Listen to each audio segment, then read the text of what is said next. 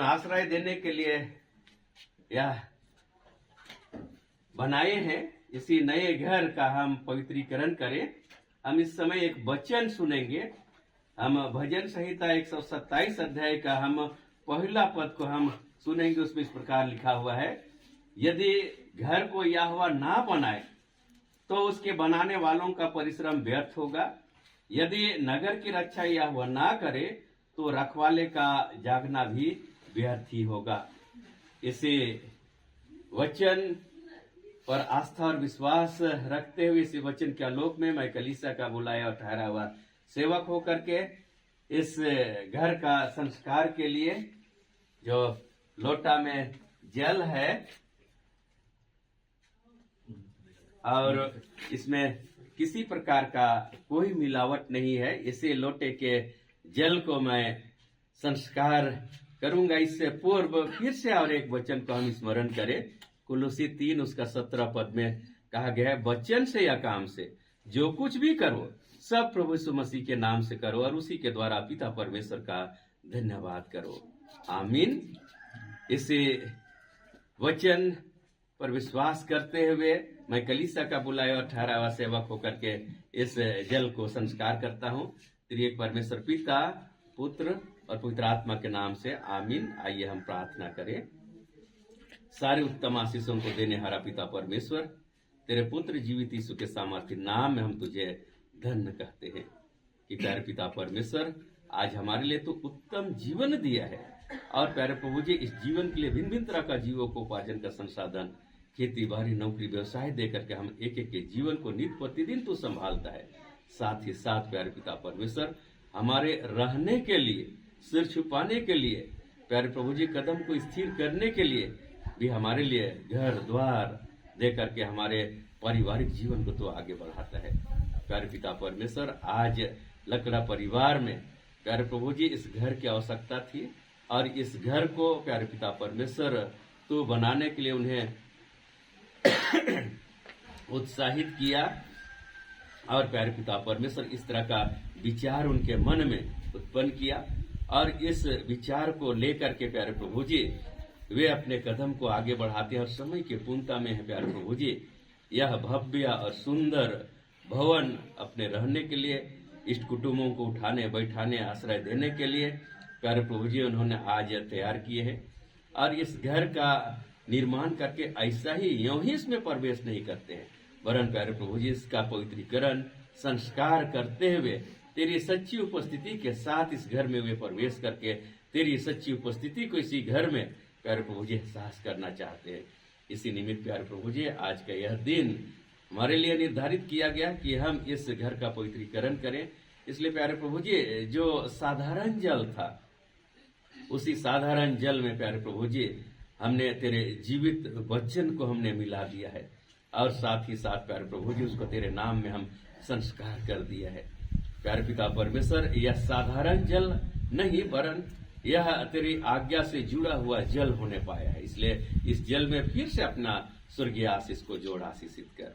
साथ ही साथ प्यारे प्रभु जी इस टहनी को भी तो पवित्र कर ताकि लोटे के जल और प्यारे प्रभु जी इस आम की टहनी इस पवित्र संस्कार के काम में प्यारे प्रभु जी लाया जा सके और तेरी पवित्रता और सच्चाई इसे जल के लोटे और आम की टहनी के साथ होकर के इस घर में प्रवेश करने पाए और सदा सदा के लिए स्थिर रहने पाए।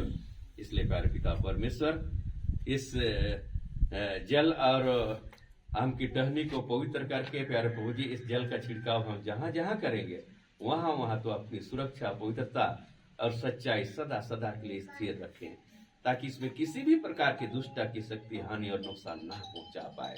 और प्यारे प्रभु जी इस पूरे घर के चारों ओर तो बाड़ा बांधते हुए इस घर में अपना वास स्थान बना करके अपने स्वर्गीय शांति और आशीष को उंडेले रख करके नित्य प्रतिदिन लकड़ा परिवार और पारिवारिक जीवन को तो आगे बढ़ाएं। प्यारे प्रभु जी यही दीनताई की प्रार्थना तेरे पुत्र हमारे उद्धारकर्ता यीशु मसीह के मधुर और मीठे नाम होकर मांगते, दया से सुन और सर के राज में ग्रहण करते हैं। आमीन। इसी समय लोग इसी पवित्र संस्कार जल से इस लकड़ा परिवार के नए असियाना का हम पवित्रीकरण संस्कार करें।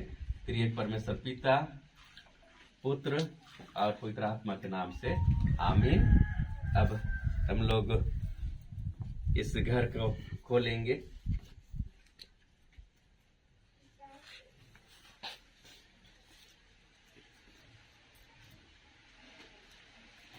त्रिएक परमेश्वर पिता और पुत्र और पवित्र आत्मा के नाम से इस घर को हम पूजा करते हैं।